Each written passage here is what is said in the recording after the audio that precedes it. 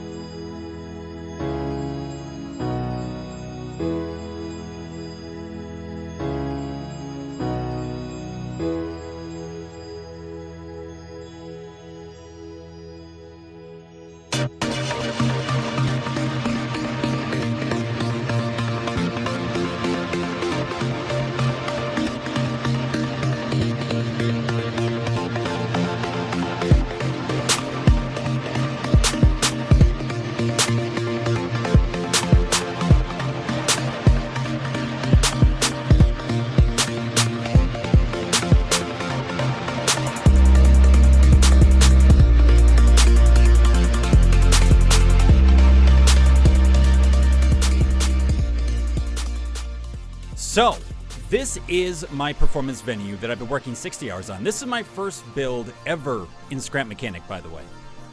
Once again, on stream, on Twitch, we've done a few hours in survival, but really it was mostly me running around bashing robots with a hammer, because that's kind of fun, not gonna lie. So this is my first really dive into building the mechanics, the different assets, and trying to turn assets, many assets, that are more so either office-based or industrialized-based, like something that you'd find in, say, a garage or in a factory, and trying to make it work within a performance venue. So this is my take on that, my first build ever, 60 hours, with all that. And with a lot of details and a lot of going through, going, okay, I need to focus on this one thing. And then suddenly it becomes, oh, I could do this one other thing upstairs, and I could do this other thing on the roof, and then I could do this other thing, and then this comes down, and this and does backflips, and then, you know, sets this thing on fire. Then there's a huge, you know, fireworks display, and then it kind of evolves from there. So here it is. This is my venue. So this is just the front end of it. The concept would be that, for instance, people would drive in when whatever vehicle or robotic kind of vehicle you could create. You'd pull into here, you'd park here. This is all, so this right here is a pixel art rendition of the drama masks that you typically see in theater. So sort of the smiling mask as well as the frowning mask. And I've done everything in the, I would say, the color palette that everything else inside is. So that way everything is really well themed out. We have some sort of, if you will, paving that leads all the way to the back, because we have emergency exits. Because in a theater or in any building, it's good to have them. So we have one on one side and two on the other side. So this was interesting because I was trying to pave in a way that would work where if we were actually walking through this, would it be easily accessible, and would we be able to traverse the terrain properly without running into, well, sand/dirt. So I try my best to work with that, and working with things like ramps, also thinking about accessibility when going through the build as well. I think that's also very important, and it's something that unfortunately not a lot of people naturally think about. So as you first come in, you get the red carpet treatment, because why not? Everyone wants to feel like a star. So you're going to come in, you're going to instantly see we have a bar. This was one of the first things that I actually built. We had the space. I started kind of playing around with the tiles, with the blocks, trying to figure out what we can do. And I was like, you know, it'd be kind of cool to have a bar here. And for me, again, I've been in theater, I've been in film, I've been in entertainment for over a decade. And so I've been on both the end of running the building, house management and stuff like that, being producer, as well as being the actor, the director, the writer. And so I'm trying to pull from my experiences of when I've gone through these places, what have I seen? What makes sense? What feels natural?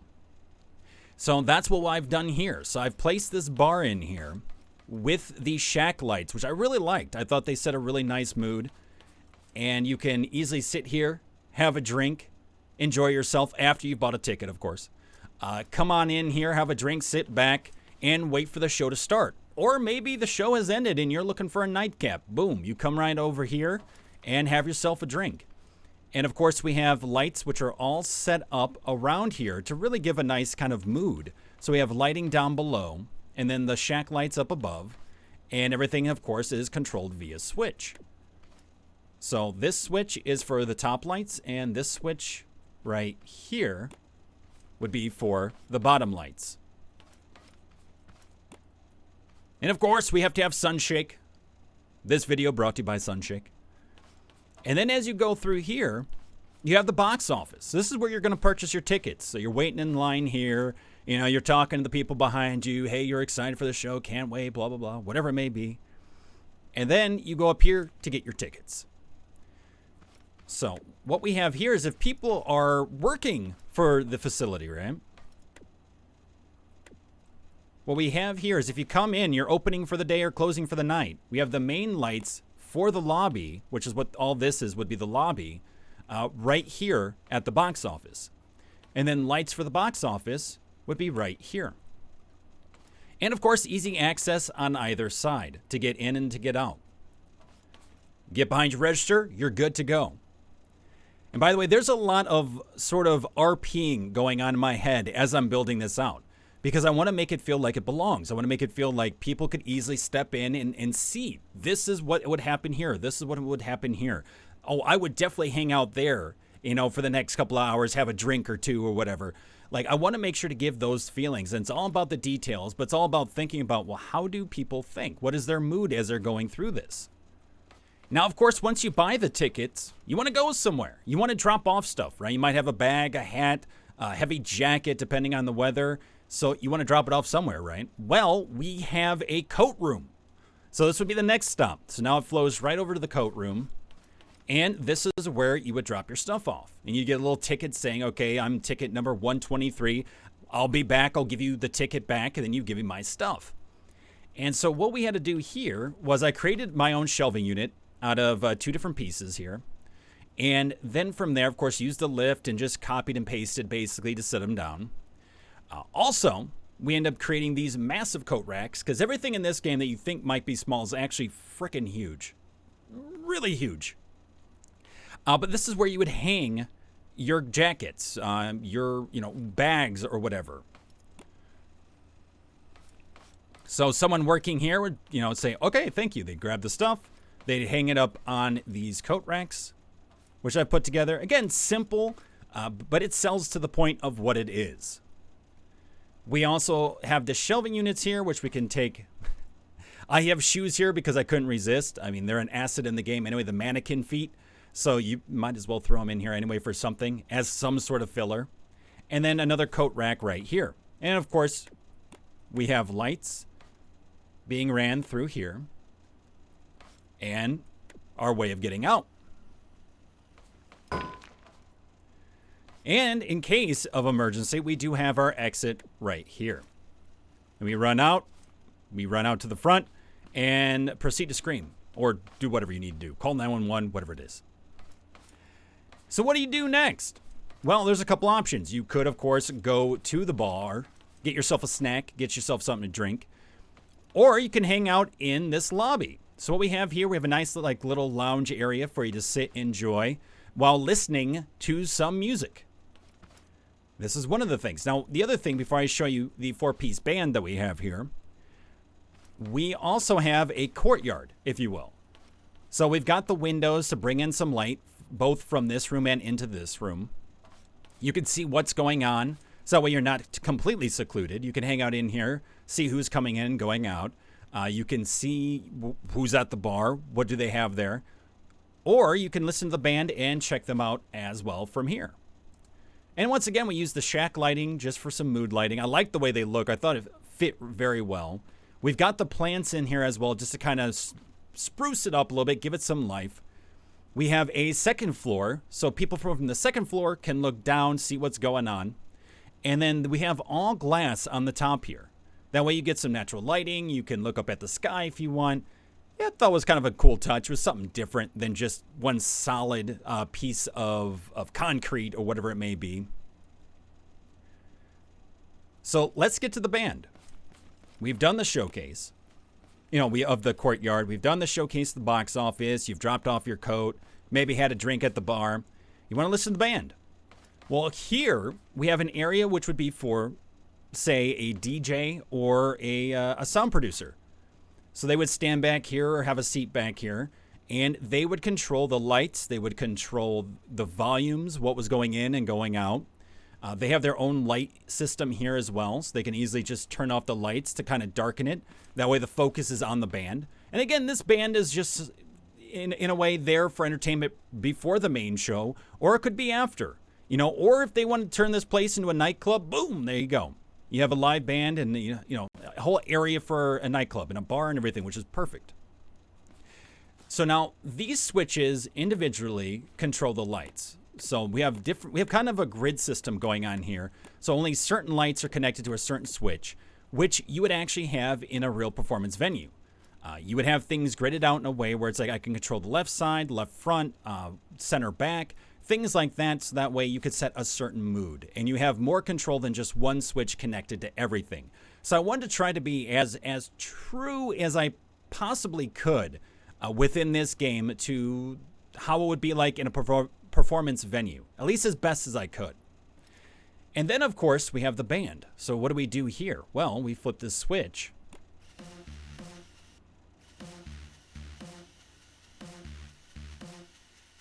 Now, it's just basic sounds that we're working with here. I didn't go completely crazy. I didn't do a Super Mario theme or anything like that, which people have. People have done some amazing builds concerning music with these robots, these tote bots. It's been insane, the amount of work that people have done. It's truly incredible. So this is nothing in comparison to that, but it's a little bit of something that gives you a sense of that band being here. And so what I've done is I've ran the switch, this controller, ran the controller then, or I should say ran sensors to the controller. And then I, again, set up how it spins and how it moves and have set the tote bots to each individual section. So we have 1, 2, 3, and 4. And I decided, well, I want to make this obvious. I don't want to hide these. I want to have fun with it. So I put headlights on the portion that moves and made them different colors. Now you have a light show, you've got a band, you can sit back and actually enjoy. Now we have stairs to go upstairs. Go to the second floor, check that out. We also have an elevator. Now we'll get to that in just a moment. There are 3 ways actually to go upstairs. There is the elevator here, the stairs here, and then there are stairs in the far back. So ideally, thinking about accessibility, we have the elevator. But also, again, this section, the elevator and the stairs, would be open to anyone who's bought a ticket. But there are, of course, people who work here who need to have access to areas that people here would not. So that's why we have a stairwell also in the back. But let's say, hypothetically, you're ready to see the show. They flash the lights, it's time to come in. So what you do is you hit the switch here, and you walk right in. You can either go right, or you can go left. So you go around here. You got your emergency exit. Here's your seating. So we have this stadium seating going on. And you grab your seat and you wait for the show. And ideally, of course, the house lights, which are the lights above, those would be turned off, which we can control right here from the door. So now we get a little bit more mood setting, right? The attention is now more so on the stage. And you can get back and enjoy the show. Now, if you're a crew member, what are you doing? Well, potentially, if you're not working in the back behind the stage, you're working up in what's called the booth. So what you're doing in the booth is you're controlling audio, you're controlling lighting. You might have a stage manager or assistant stage manager or the director hanging out up here, making sure everything's being ran smoothly. So they'll be sitting up here watching from above, making sure everything's going well. And now these here are just for looks. They're not actually connected to anything. I just wanted the sense of like boards being here, operating boards where you're controlling lighting, you're controlling sound. But these are connected. These switches here are connected to those lights there. And just like the small little stage that we saw in the lobby, these ones are gridded off as well. So as you can see, now I'll back up a little bit here so you can see. See, everything is hooked up in a gridded system. So that way you can control where you want the lighting, how you want it to be seen. So let's say we've turned on all the lights now. We've grabbed our glass of water. We're good to go. And then the show begins. Once again, taking the seat, ready to go. Now, what I've thought about here, and this was tough initially, trying to figure out what do we do here. So with the theater, a lot of times they use black, right? Because it absorbs light, and you want the focus ideally to be on what's on stage, whether it be musicians or actors or what have you. You want the focus on stage. You don't want to take away from that. So a lot of times we use black curtains, or what we call blacks, and these blacks are meant to block off areas that we don't want you seeing. They're meant to basically block off sight lines. So with that, I'm like, well, what can we do here? We don't have curtains, that we can just hang. What are some options? Well, What I ended up coming up with would be piston doors on a sensor. So if you need to get to the backstage, you go up the stairs, set off the sensor, door opens. See, there and there. And now no sight line, so people can't see what's going on in the wings, which would be on the left or the right of the stage. Ideally, you want to conceal this because you have crew members running around trying to get stuff set up. You've got people bringing on and off set pieces or, for instance, musical instruments. But also you have the actual main stagers, whether it be the actors, whether it be the musicians. They're waiting here, and you don't want to give them away here. You want them to be seen on stage. So what do? Well, they walk up to the sensor here. It opens up, and it closes right behind them. And what I decided to do was to give that sort of curtain feel was using the carpet blocks. So these are all carpet blocks that then I painted black. And it really does give that vibe of a fabric, of those kind of black curtains that hang in a theater. Now, let's say you've entered, everyone's applauding, going crazy. Now you want to make your exit. So exit stage left. We're going to go this way. It opens. It closes here as well, same way. And the same system here. We have a sensor here. It opens. We can go down. We can get to our emergency exit if we need to. We can also face-to-face greet the audience if we wanted to. But all those options are open. And this here is the backstage. So ideally, you want to try to keep it as clean as possible while people try to go back and forth from stage left to stage right. But you're still going to have some stuff here. You want to show that set pieces were being made back here, that people were doing painting and building of some sort, that there are pieces and tools back here in case something happens on stage or with the lights. You want to show that there is a certain kind of workflow back here. So we have paint cans and we have wiring and we have all things for wrapping and for, adhering things together, carpeting as well, or curtains, depending on what you want to consider those. So we have all this different stuff here. Deliveries coming in and out, all different maybe kinds of props or set pieces that you can expect for the future shows. Maybe, for instance, a band also sent their instruments ahead of them arriving, and so they're now boxed up here waiting to be unboxed and set up by the crew. So I wanted to give that sense of that there is life back here, that there's stuff going on behind the scenes. And of course, all this power, all this lighting has to go somewhere. And in a theater, in the back, you would see a lot of these sort of power generators or power systems, power grids to help run everything. And so I wanted to make sure to show that in some form of fashion here. And of course, some utility. You've got a sink, you've got a mop, you've got cones just in case something happens, so on and so forth. Then we have the back exit, which I mentioned previously. So with that, as we go through, this kind of like a loading dock in a way, except for based on where I built, there's no real way for a truck to get back here. I thought about building a ramp before the reveal, but I was like, I just want to focus on the building itself. So, you could think people, the crew or whatever, is hanging out back here, having a cigarette or, drinking some water, getting out of the building for a little bit, taking their break. They could do that back here. Let me just get back in. Oh, and so here, we of course have this overhang. We have the columns built here for, again, structural purposes to give it some support. The ramp up. We got some lighting and stuff too, depending on the time of day. And these are just headlights. I like the way they look. I think they look really good. Now, of course, this is all lit up. Now, there are times where you have to close up shop. What do you do, right? So, once again, we've got everything on a switch. You just turn it off. Now, it doesn't turn off the sides. The sides are gridded to right here. So you could turn these on and off as well.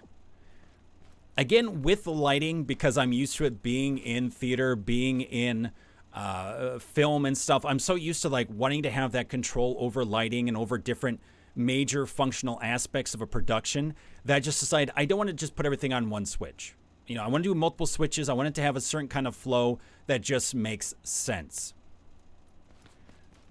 And then here we have the back stairwell, which will lead upstairs, which we'll get to now, actually. So I'm going to go through as if we were a patron. We just bought our tickets, and we are looking to go upstairs. Because you're probably asking, well, where are bathrooms? Where are maybe some other amenities I might need? They would be upstairs. So first I'll show you the stairwell. Just because I really like stairwells. And this was fun to put together. I really like the look of it. So we've got the stairwell here that leads you up to the second floor. So here we have our very fun, very cool kind of lobby area hangout point. Freshly painted.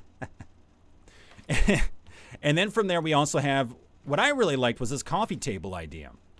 I wanted to have like this really nice kind of focal point in this lobby area here, in this sort of lounge area. And I was like, well, what can I do? So I started building out the table, and I'm like, well, I want to put glass on the top. Always looks kind of cool, right? Kind of mixing wood and metal with glass. So I popped that on there. And then I realized that we have these boxed grass, or these boxes of grass.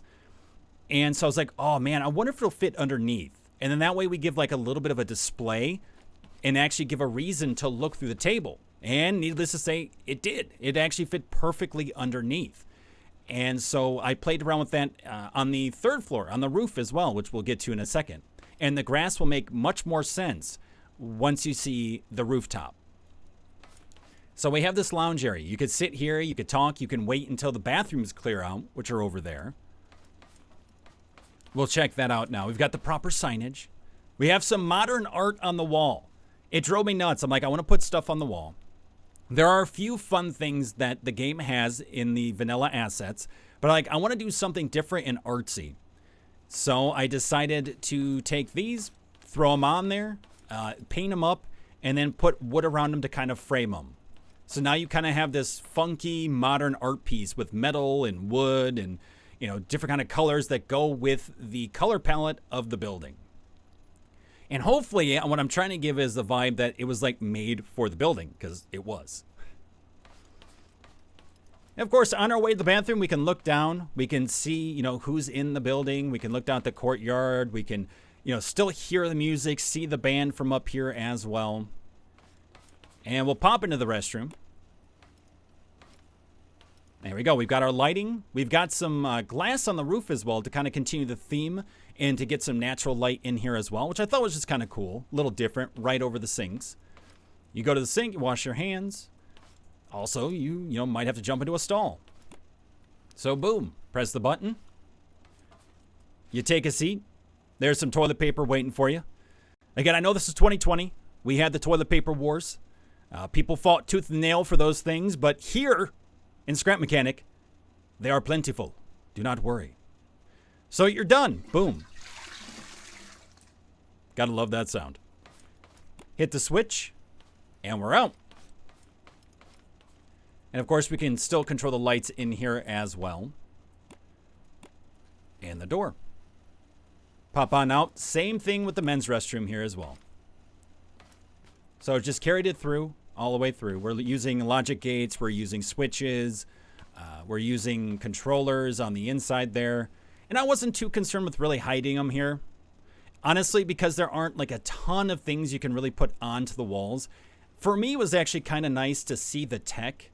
To see something on the walls that just looked kind of high-end and funky looking. So I kind of liked it in certain areas to actually show them. In other areas, I did conceal them. And of course, with a big place like this, you need utilities. You need someone who's taking care of it, who's cleaning, who's mopping the floors, sweeping, vacuuming, dusting. And so this is their space here. Of course, as well as the backstage if they wanted to use it. So good utility closet. We've got plenty of toilet paper, like I said.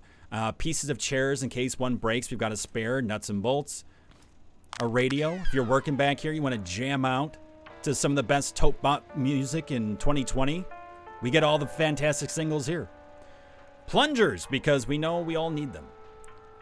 Water, a sink, again, power. Paint buckets, slippery surface signs, everything you might need for a utility closet we've got in here. Thank you very much. And as we pop through here, we've got another lounge area. A little bit more simple, not as fancy as the one in the far end. But something that fits nicely in the space. And then another kind of lounge, slash, if you will, maybe like a concession stand in a sense. It's just some place where you can grab a snack, grab a quick drink, maybe get away from the crowd downstairs. This would be the place to do it.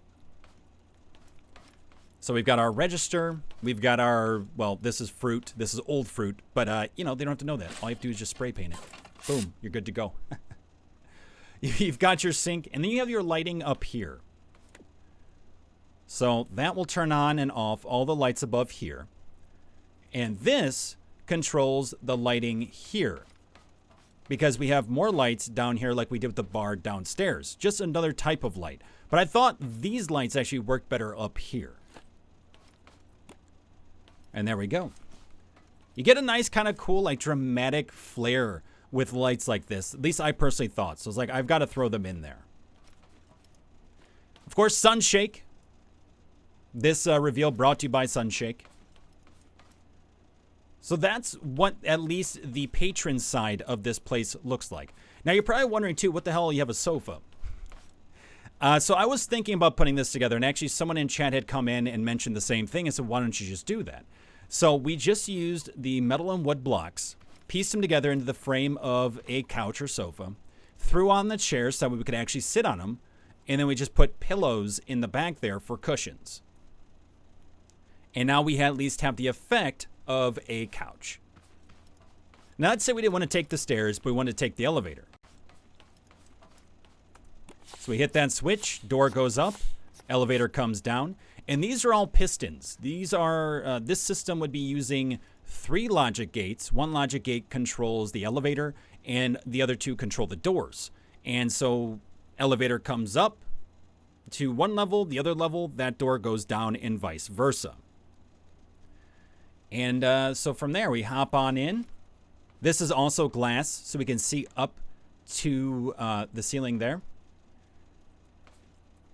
And we go on up. And there we go. And everything's all pistons. The elevator made out of pistons, which if you want to check out the VODs or the video on YouTube, that will show the actual elevator build and what I did there. But there you are. And it's well lit, dramatic. It's nice and bright. I thought it was just something kind of fun, a nice focal point. We'll send it back down for the next person. There you go. Now, on the other side of here, this would be where crew would hang out, either during a show, before a show, after a show. This is a place where maybe you could hold classes. A lot of theaters and performance venues, if they have the space, will run classes. Or it'd be a place where you could audition. And so you could run auditions in a room and rent it out. You could do yoga. You could do art showings. This next space is what that would be for. You're also going to see in here offices, because there has to be building administration, people who actually run the day-to-day operations of this building. So we pop open the door, go on through the back here. We've got office number 1. Plenty of work to do, as you can see. You know, and they're not quite to the digital age yet. They still like their paper. There's nothing wrong with that. That's fine. It's fine. Over here, we have office number 2. Come through here, got to have recycling with all the paper. It's important. And we have office number 2. So you're hard at work, doing your thing. Not a great view, but someone's got to do it. You pop on out. And again, each room has their own switches for lights. You can come around here if you want. When you're on break, you can have a nice drink of water. Enjoy the plants. You can sit here. Another kind of mini lounge area. Take a break, rest, get away from all the paper, and then come on back. Now, this space is huge. And initially I was like, well, I want to fill it in with something, right? I should do something with it.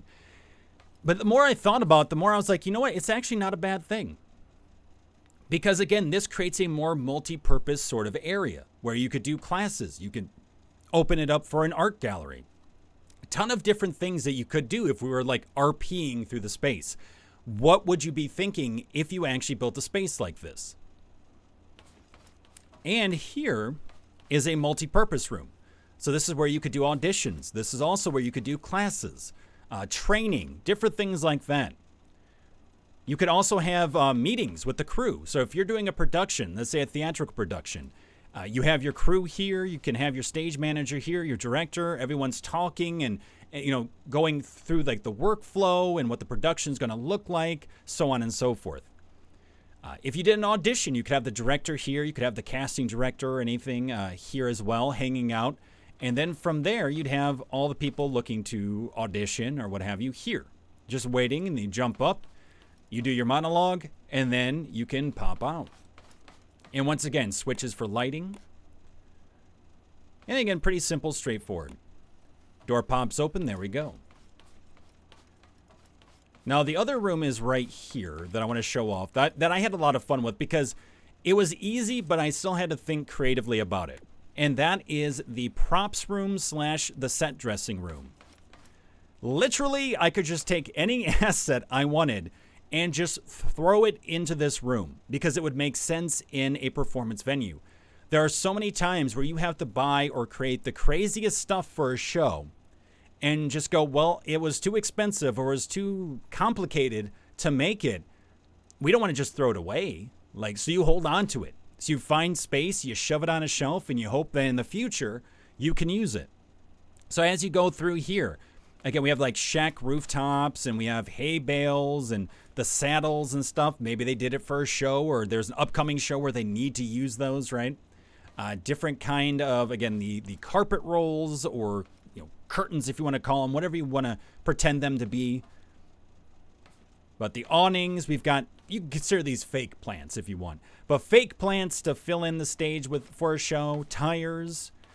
Again, all different kind of things that would be good set dressing, set pieces, good pieces for props that the actors would interact with, bring on and off stage.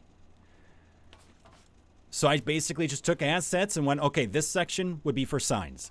This one is for paper and plants. This one for tote bot heads. This one, we have to have the udder somewhere, so we're going to shove it here. Because you have an udder in a game, by God, you better use it. And so I did here. Boxes of anything, props, setting. They could be empty boxes that you could throw on stage for a show as well. Again, just keeping things as flexible as possible. Mattresses, pillows, seats, in case we need them for a kind of a fake car setup on stage, whatever it may be. So this was fun. It was just thinking about how are things typically stored, based on all of the sort of prop rooms and set dressing rooms that I've seen. How are they set up? How do they look? So I try to go with that feeling as best as possible while using the assets of the game to just have some fun. And of course, everything on a switch. We'll pop open the door. And let's say you want to have a meeting. You want to go through some of the day-to-day administration. We have a nice little meeting area right here. You can sit here. You could talk business all you want. You can hang out during a break.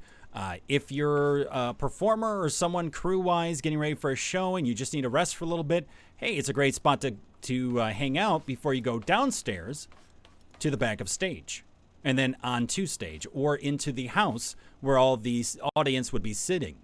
So we work that flow up to here. You can hang out there. Now, of course, when an actor or a musician gets on stage before they go on, they need hair and makeup. That's always a necessity. So we have hair and makeup rooms. We have a his and hers, or if you just have a big cast, we do have two of them, right and left. So you pop in here. You've got your recycling, very important. You've got your lights right here. So this switch controls the left side. And these are just all headlights. But they are as close as I could find in-game to what the massive kind of makeup bulbs would be for in a hair and makeup room. So we've got that all set up. We've got the main lights here if we want them. Boom, all set up. You get your hair did, you get your makeup did, and you pop out, and you're good to go. So, of course, we've got water here. We've got a sink if we need it. And we have basically what I tried to create here was like a little sort of coat rack, a place where you could hang up your jacket or any additional layers because you don't want to have a bunch of layers on unless it's for your costume or for your wardrobe. You don't want a bunch of layers on while you're getting makeup and stuff done. You want all that off so that way there's nothing in their way when they're trying to get to whatever they need to. And then once you have your hair and makeup done, where do you hang out? Well, of course, the green room. So we have a green room here as well. So you have your free water. You've got your Sunshake. Today's video brought to you by Sunshake. Hashtag ad. Recycling. So a little bit of plant life. They're green, so naturally they just fit in. Another sofa, another couch to sit on, enjoy, relax. And just a mirror and a sink, just in case. So nice chill room. You can put on some tunes. Have some fun. You could twerk if you want to. You can leave your friends behind. You know, whatever you want to do. And of course, light switch again. So we pop open the door. Now, you've seen the front of house. You've seen the back of house. You've seen upstairs where the patrons would see. You've seen where the office administration and the talent and the crew, what they would see. There is still a third floor, a rooftop garden. Why? Because it was one of those things in this game where a bulb goes off and goes, I could build this thing with all this stuff, and then this and this and this, and then the build grows and grows and grows. So I wanted to do another challenge with this. I wanted to automate stairs. I had built enough solid base stairs, and I had built an elevator. How can I make automated stairs or mechanized stairs? How can I get them to move in a way, set down in a way that I need so I could get up to that rooftop garden? And this garden, again, could be open to administrative folks, to donors and patrons of the building, whatever it may be, however you want to kind of RP that concept. You could hold classes up there as well, and so on and so forth. So what we do is we go to this area. Now, this area kind of looks like modern art a little bit, right? We've got the sun hitting each individual piece, and it looks kind of cool. Well, these are the stairs. So what you do is you hit this switch, which is connected to those two controllers. Those controllers are actually attached to a bunch of bearings. And this is what happens. And there you go. And now you have stairs and a ramp. I built in a ramp too just to make it a little bit easier so I didn't have to build a dozen different stairs all the way to the ground level. So we have this ramp attached to a stair, which I built. And then it's attached to a column, which is attached to a bearing. And that bearing takes all the weight and will move the stairs up and down. So kind of looks like a funky modern art piece with the light hitting it and everything. And then it becomes stairs to the rooftop garden.